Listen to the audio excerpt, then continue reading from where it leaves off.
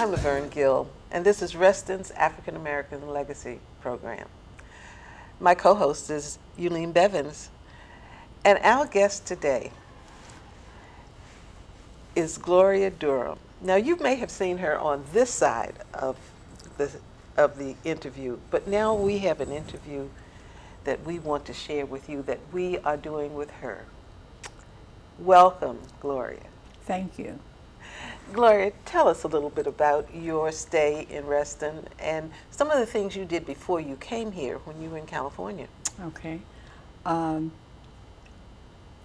Before I came here, I was married and lived in California. My husband was in the military, so we were stationed in California for about 15 years. 15 years. Each assignment was 4 years, and it was San Francisco area, Los Angeles, and Vandenberg Air Force Base. And during that time, I worked for the University of California, Berkeley, as a nutritionist. And I was assigned to, a group of us were assigned to develop a program which was called the Educational Nutrition Expanded Program, and from the Department of Agriculture, and that program is still in place. Really? So is your field Food nutrition? to nutrition. Okay. And from that, working there, from that department also, the Martin Luther King Hospital in California, Los Angeles, California, I was assigned to help develop a kids program, daycare center for that hospital, for the hospital. So we were the first ones to, to organize that. And one of the things that I thought was unique about that, because I'm very family oriented and just loved my grandmother. In the daycare center, we had people who were in the community who were elderly people who had nothing to do, and we brought them into, we had rocking chairs, bought rocking chairs. I bet they enjoyed it. And we had them to come in, and they would, at a certain time, rock the babies. And so that was a very interesting experience. We were also stationed at Vandenberg Air Force Base, and there I learned how to play golf, which is one of my passions. Golf? Yes. Are you a golfer? Yes, I am. Good? Fair. Oh. Okay. I'll let somebody else say that. You had one hole. Let somebody else say that you're good. Right. But you know you're good. I play a decent game. And then we went to, from there we went to base in Ohio, and then came here. And I moved to Reston about 23 or 24 years ago. Came here and then worked for the Department of Commerce for that number of years, and worked on as a product manager for the National Technical Information Service, which is the archives for government research. Right. And then what we did is we organized information and we sold it to organizations, foreign countries, and U.S. entities. So that was a very interesting product. Now, you have also been involved in a number of organizations here. You were one of the members of the Northern Virginia Bridge Club. Yes. Yes. And you were on the board of the Martin Luther King Jr. Cultural Foundation. That's correct. So what motivates you to get involved in some of these? One is, I know, for a little pleasure and a little fun. Right. But also some service. I've always done service work, just about everywhere I've been. I was involved in service work and doing something, organizing some feature. When I was in California, my kids were, when they were in elementary school, I organized an after-school program that I guess consisted of about 25 or 30 different clubs in which the kids could participate in after school. And that started because of a reading project where the kids couldn't read and you tried to do something to give them some interest. Right. And so that started. Then when I came here to Reston, I'm also on the work on the Community Recreation Martin Luther King Day program Oh, that's also. right. That's So right. I do that. So I've always been Tell involved. us a little bit about that, because that started out of that church. Yes. Now, I wasn't a founder of it, but I got involved in it because I wanted to be involved in something in the community. And it was an organization that seemed to want to continue what Martin Luther King had established in the beginning, you know, relationships with people and bringing people in who could continue to speak about his works and the things that he had done. And it's an excellent project. This year I thought the program was absolutely excellent, well organized and put together very well. They used to have the march, but they don't do the march. They This don't was the do first year that they didn't have the march. Are they going to have it this year? I don't know. I'm not sure if they're going to do that. I think they're going in a different times change. Okay. And things go in a different direction. Oh, And I yeah. think some people would like to see it. But the participation is not What it used to be. enough for that. Yeah, I would remember that people would just come together, and then they would. It was always a cold day. Yes, always. And march from, I guess it was down near Dogwood To up to the community center. Right, right. And it was just really to keep this alive That's the key. and to bring it to this new community and make it an institution in Right. the new community. And I guess at this point it's become that. Yes, that it has, and it's very successful. And I think they've done a great job with, you know, keeping it alive, because so many places have no longer do that type of, you know, have that type of program. And I noticed on the bulletin this time they had that this was founded by Thomas and Dolores Wilkins. Yes. Was it really? Yeah. Oh, they've And done a lot. they make a notation Right. on the program. So saying that was excellent. Tom was involved in so many. He's the one who got me involved in a lot of things that I was involved in, because with the Martin Luther King Cultural Foundation, I was working with him, you know, on some of the projects. So you've for been that. on the foundation for a long time, haven't you? For a number of years. Yeah. For a number of years. Because I've been on for about 10. Well, I haven't been that long. Really? You I were don't there think when I so. got there, I I mean, thought. time passes very fast. But that you know, so you just stay involved in the community and I doing stay things. involved in the community projects and try to promote them, you know, to try to keep people involved in, because things can easily go away very fast if you don't stick with them. Yeah. So try to, you know, to keep that in sight. Well, you know, where are you from originally? I was born in Washington, D.C. That's what I thought. Really? You know, we're Washingtonians. That's right. It's a kind of special thing. It is. I can't believe that, Gloria. I've known you for years, but I didn't know that. Yes, I'm a D.C. person. Yeah, we DC girls. That's right. And then I grew up down in Bowling Green, Virginia. I lived with my grandparents and went to elementary and high school there, and then attended Howard University. Yeah, I went to school there. went there too. Right. My husband went there too. But you know that the reason I say that is because you not only play golf, you play bid whiz, you play Yes. you know you That's do right. you basketball. That's right. Basketball? I'm a very competitive person. Yes, you are. Very competitive. I mean, and you just so when you grow up in DC like that, you do all these things. I mean, at least we did. That's you right. know, I learned to play golf early when I was like 13. Played softball, played basketball, played tennis. I mean, it was just, you know, that era Yeah. was a time when. And cards. well, I never Yeah. played cards. I played cards in the dormitory too. And on Saturday, we played until 2 in the morning. No, my mother never let me play cards. Really? No, she said girls don't play cards. Well, I play cards.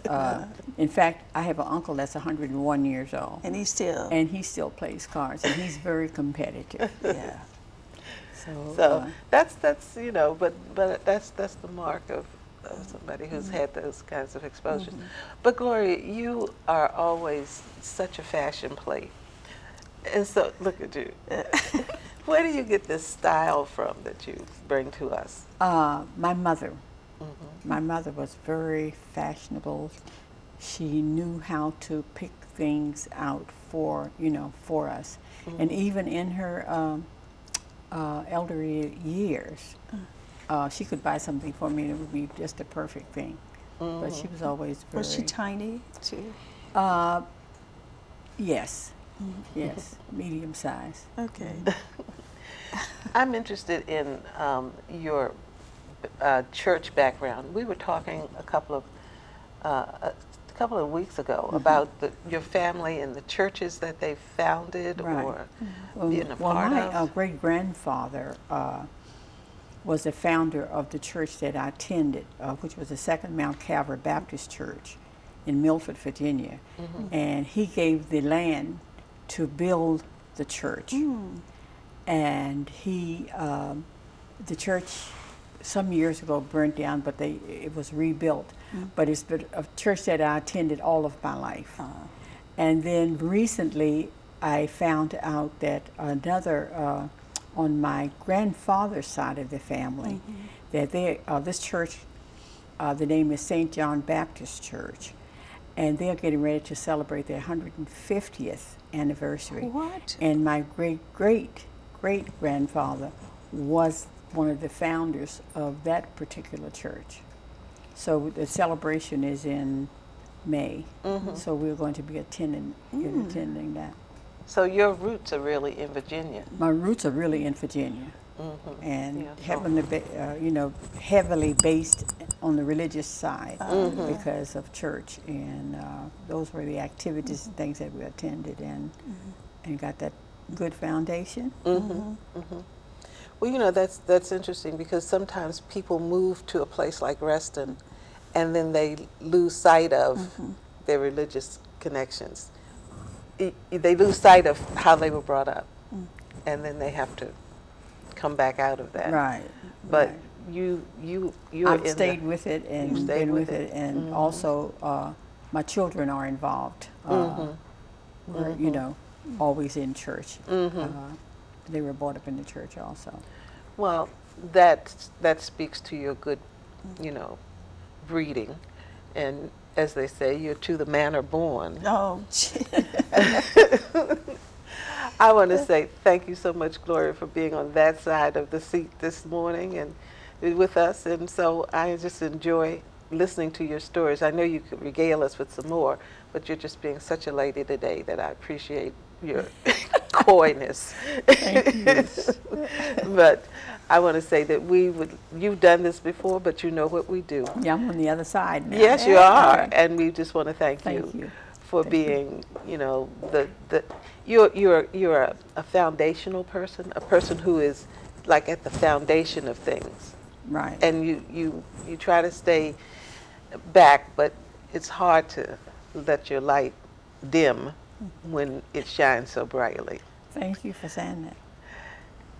This is Reston's African American Legacy, and I'm Laverne Gill, and this is Eileen Bevins and our guest, Gloria Durham.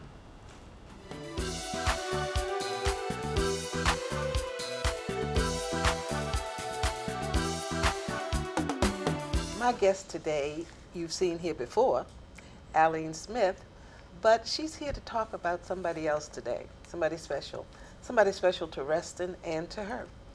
And so in his memory, we're going to talk about Rodney, your husband. And my co-host is Eileen Bevins. And so, welcome back. Thanks. Thanks very much. And let's talk about this guy, Rodney Smith. Well, I just told everybody as I walked in how perfect he was. He was absolutely wonderful, and everyone loved him. They want him to run for mayor, not mayor, we don't have a mayor here, run for senator down in Richmond. State senator. state senator. Yeah, and he just didn't, but he was very active, very involved.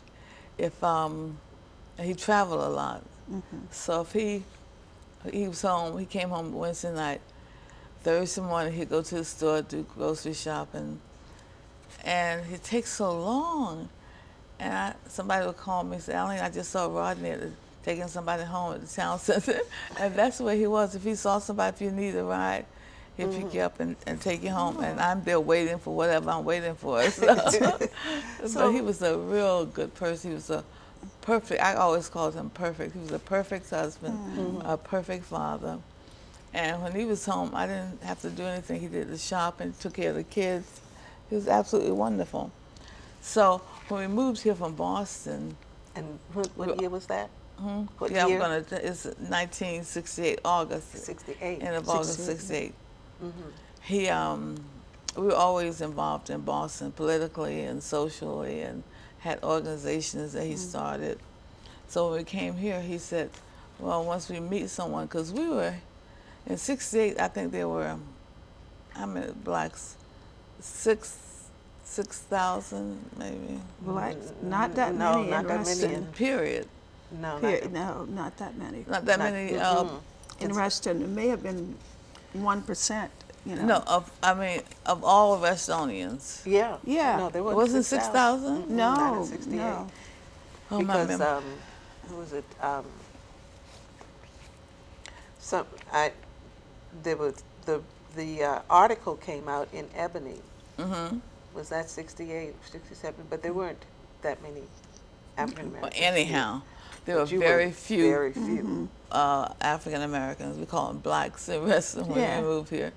And he said, well, once you start meeting people, you know, I can start a black organization because we'll need one out here. So I said, okay. So I met some people walking my kids to Lake Ann, and they're walking their kids, and I met Melba, Brian, I met Sammy, and I met lots of folks. So I told him one day, I said, listen, I met some people walking to Lake Ann. So he says, well, let's have a dinner party. So, okay, that means that I have to cook. So I invited them over to the house, and we had a dinner party, and Rodney told them about his idea of a black organization in Reston, so that our lifestyles and history would not get lost in a growing community, a new growing community, and predominantly white community. Yeah. Let's see. So anyhow, he told him he wanted to start Reston Black Focus. Now, did he have that name at that time, or just? No, he didn't have that name. He named it. And so he named it Reston Black Focus. And we talked about the kinds of things we wanted to do. And I have a list of things that we ended up doing. But so we had the party at the house, and I talked about goals and objectives for the organization. And it was established. It was established, as I said before, with the purpose that black culture and lifestyle should not get lost in a community such as Reston, a new community. So we started a focus group. we started a I know you started a church. yeah. No, but this is the group. Oh, that we're the talking group. Okay, I'm sorry. Yeah, so you all came together. And actually, whites they weren't involved in Focus at the time. Just all blacks. They were involved in activities, but not in the planning. How did people feel about that? Since it was supposed to be, they were trying to integrate the community, but here's this group of black people who came and they decided they wanted to do something distinctly You know different. what? It's really wonderful because we had no complaints about it. In fact, the whites that were here, they had never been around blacks before. But what he did, he started a group. Oh, what did we call it then? Like an auxiliary group to it? or No, it was an organization to talk to white folk and talk to the entire community. And we used to have meetings on Saturday at Langston Hughes. Was it there then? Wait a minute, Langston, the little daycare center at the end of it. Okay. Yeah, so we used to have meetings there, and the community came out, and mainly for teachers and for principals. The principals came out, and teachers came out, and we would meet there on Saturdays, and they would ask questions, and you'd be surprised that none of them had ever lived around blacks before. My neighbor, Judy, she said, "This is the first time, Eileen, and I've been around blacks. I've never lived." She came from upstate New York. She never lived around blacks before. So, So these are and- like encounter groups where you begin to talk. yeah, But it had another name. yeah, you would remember it if I can't remember. I can't remember. Well, I can't remember. I wasn't in It there. was sensitivity. Sensitivity. sensitivity. Yeah. Okay. Yeah, like we had sensitivity sensitivity training. sessions on Saturdays, and they were lots and lots of fun. And so Rodney organized those? Yes. Was he in that business of doing that kind of thing? Or? No, he did it, but on his own. He just kind of I'm did. trying to think. The minister from this church, the white minister from a church, and the reason I'm talking about race is because so you see how they were involved in Focus. He was at a church in Washington, and you would know his name because he was very involved in, I can't think of his name, but he came out on Saturdays. And we had workshops, and they enjoyed the workshops. They really enjoyed them. So we had those every Saturday. And the thing that really, let's see, really brought people together in the community was the festival. Every Labor Day weekend, we had a festival, a Black Arts Festival.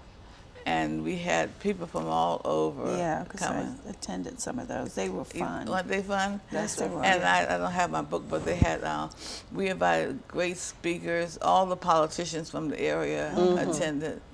What was her name? I can't think of the lady's name. Mona, are you talking about? No. In fact, I think it was Mona who suggested, I don't want to say because I want to be sure, the idea of the festival. Yeah, okay. But we planted a tree on Hickory Cluster, back of Hickory Cluster, to honor Martin Luther King. I thought you planted one every year on his birthday. We were supposed to. Yeah, that's what. Well, we didn't. Reston Black Focus started in what year? Do you know? Yes. 68? Focus on 60 end of 68. In end of 68. So as soon as your husband got here, He got started. he got started. He did not sit down. And well, I understand he had a lot of energy behind the Focus. Oh my goodness. He loved the Focus. He loved running around helping people. He loved that. Well, what were you telling me about when you said that the job that he had said if he continued doing Focus, he might lose his job? Right. See, his job was under duress because of Focus. Yeah. His employer lived in Reston, Oh, okay. so he kept threatening him about his job and that kind of thing. So Rodney wasn't a fearful person. However, he said, "Well, let them do whatever they want to do. I'm going to do this." And Eli Blake, you know Eli Blake? I know him. You know, yeah. Eli had a company in Washington, he and Fred Humphreys. So Eli said, "Well, if they fire you, you can come work for us," So that's how that ended. They never fired him. And then when we got started, the whole community loved it so much that he just fell right in with the community. They loved it. They attended everything. So anyhow, I'm looking at this because this is a long time ago and my memory isn't that I good. understand. I understand. But some of the things that we started that I think were important, that's why I brought this list here. We started a Sister City program. In fact, Bill Robertson. Bill Robertson and Johnny Robertson Yeah. suggested that. So we started that. Now, Bill said that he was in the Peace Corps, and he was the Peace Corps director in Kenya. Kenya, that's right. And he started, and he wanted to see a Sister City program Right. here, because he had already done one in Roanoke, I think. Right, exactly. So Nyeri was the Yeah, his Reston was in Sister City. Nyeri, Kenya, West Africa. And so we started a sister city there. And one year, a group of people went there to visit. That's right. So, and we lobbied for employment of minority-owned firms and individuals in all phases of the development of Reston. We had a friend that worked with Rodney in Boston. He moved here, and he got a job with Gulf Reston. So Bill Robertson, I don't know if you remember that name. So Bill, you remember that name? Yeah. We talked to him. He helped us to get the housing, the what they call them, housing for Low income. low income people. Because where they want to develop these, it was way out. We said, no, we want them right in the community with everybody else. And we saw it and got us an at-large seat on the Fairfax County School Board. And that was Mona Blake, who was the first school board member. Okay. And we encouraged the establishment of human relations. We did so much. But that list that you have, I hope you'll have a chance to share it with me when I write the book. Oh, sure, of course. And put those in there. Yeah, so... well, time is of the essence, and it is. We've got to wrap up. But you know what? We're going to go and we're going to continue to pull this together, because I really want to do a piece on your husband in the book. I already have I have your stuff, but I want to really deal with this. Oh yeah. And we're going to give him give you a plaque in his memory. Oh, that's so and nice. we will get it to you. We give you a replica now, but you will have one for him. This is the Louis Fry. Yeah. Yes, I know. but we'll have one for That's you. what yours will and look for like. that's what it'll look like. Thank you so much. This has been Reston's African American Legacy Series. I'm Laverne Gill. Until next time.